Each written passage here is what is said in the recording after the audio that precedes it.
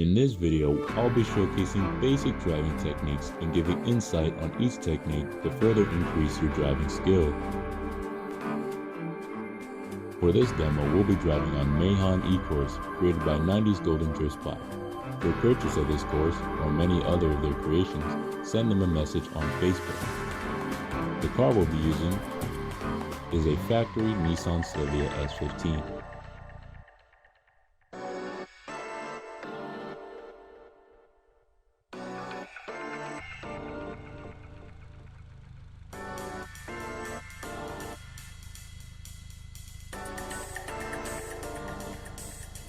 Let's begin the demonstration.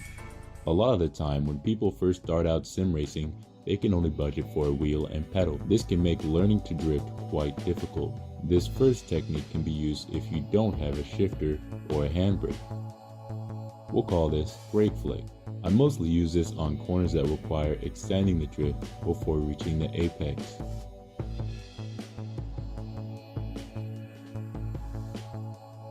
This track has the perfect corner for it. You'll want to have quite a bit of speed for this one. Stick close to the outside of the course. Quickly steer in while giving the brake a quick jab. Stay on throttle. Commitment is key here. Stay low angle until you begin approaching the apex. Then begin steering in and adjusting your line. Too much brake or too little brake will induce understeer. Too much or too little flick will also induce understeer. Your throttle input and dampening settings will also be a big factor. If you spin close to where you initiated every time, your suspension is too hard in the rear. If you spin closer to the apex, your throttle control is poor. However, try not to focus too much on your car's settings. More than often, it's your own driving that is at fault. This next technique you've probably seen a lot. This one is also for those with no shifter or handbrake. This one is called feint. This technique is used for when the distance between the initiation point and the first apex are fairly close and you want to decrease speed quickly. We'll be using this corner since you do scrub a bit of speed with this technique before you're in drift.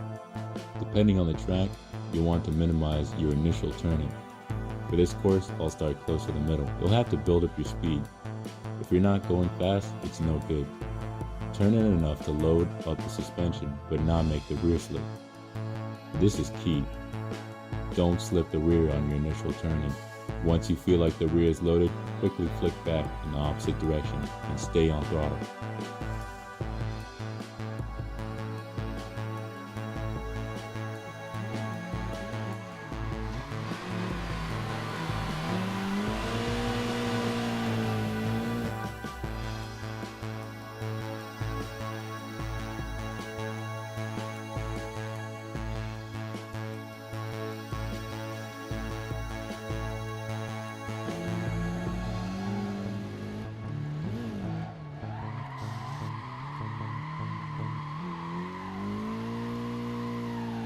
Now that I've covered two techniques that you can do without a shifter and a handbrake, let's do one that primarily uses a shifter.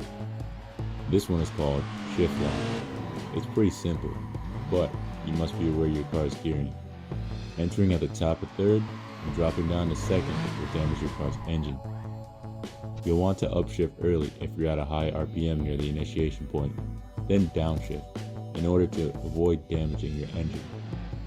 You can combine this technique with a feint or brake flick if you find your car is too much rear flip. It almost acts as a handbrake, and depending on the rate at which you release your clutch determines how aggressive your rear tires will lock.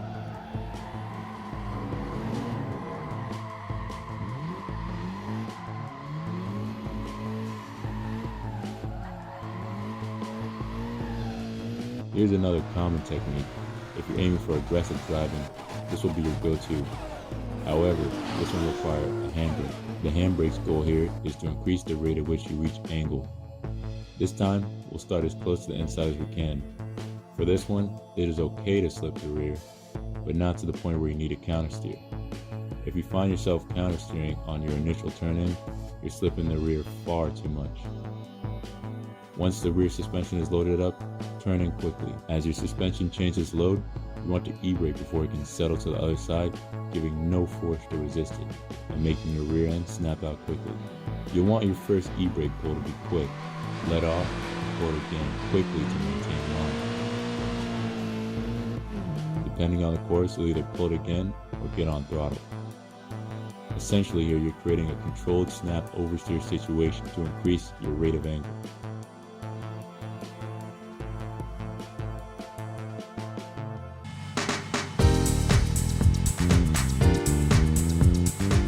When it comes to steering work, there's a common technique that should never be implemented, infamously known as jazz hands. In this technique, the driver completely releases the steering wheel to let the car self-steer to the opposite direction. Not only is this an eyesore to look at, it goes parallel to the ideology of better the car to better the driving.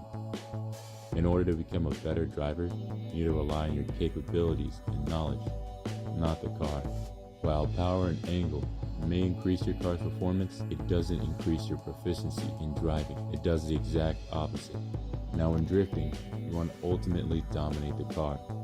The biggest way is with the steering wheel. When transitioning, you want to follow the wheel with the hand that the wheel is spinning towards. This allows for far more control and precision. A lot of the times, with the spin catch technique, you may catch the wheel too late or too early, then have to adjust after transitioning. This wastes time and makes you a slower driver. Throttle control is a huge factor in how fast or how slow you are in drift. It is important to note that there are many factors such as gearing, weight, suspension settings, power, and tire. For now, let's focus on the one thing we all have control over as a driver: throttle control. Common rule of thumb is hitting limiter slows you down and should be avoided as much as possible. Pedaling the throttle is a good technique for gripping up and going faster. Here, I'll show you an example. I'll overlay the American approach to throttle control and the pedaling technique.